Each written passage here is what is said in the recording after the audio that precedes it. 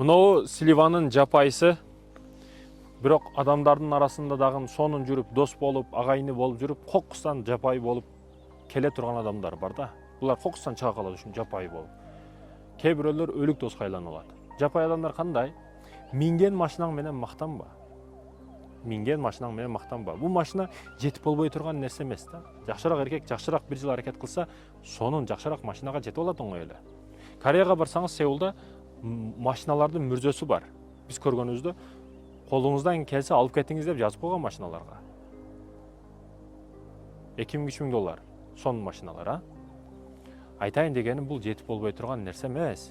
Жетип болбой турган кыйынчылык менен өтө жете турган маселелер бар. Илим, билим, руханият маселелери, сезимдер маселелери. Мактансаң ушу маселеде мактан, бирок бул маселеде да мактаныш туура эмес. Айтайын дегеним, ушулар ушундай да, кичине минген машинасы өзгөрүп калса, жашаган үй өзгөрүп калса, дароо жапайы адам болуп чыга келет да. Кече эле билебиз сен мурдуң агып жүргөн кече эле. Кечеги күндөрүң унутуп калдыңбы?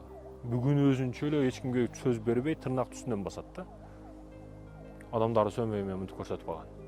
Курсак мушундай, жанында мындай сумка мынтип басып калган.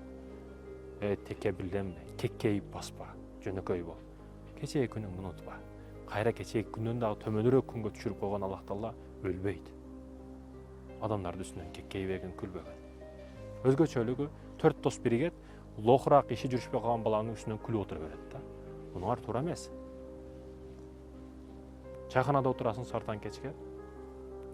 Мурда ата-бабаларыбыз чайканага ушундай жерлерге чогулган. Ал жерде китептин үстүндө иштеген. Мурасыбызды кандай кылабыз? Мынау китеп маселесиндеги маселени эмне кылабыз? Мынау илимди кандай кылабыз?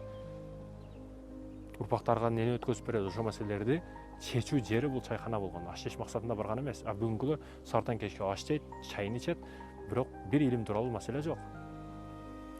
Чайканага барып жаткан досторго сөз түрдө бир аалым менен сүйлөшүп алгыла, молдоке менен сүйлөшүп алгыла, барганыңарда аштан кийин футболго чейин бир сабак өтсүн силерге дин тууралуу. Илимибиз жок бүгүн биздин, жеке менен.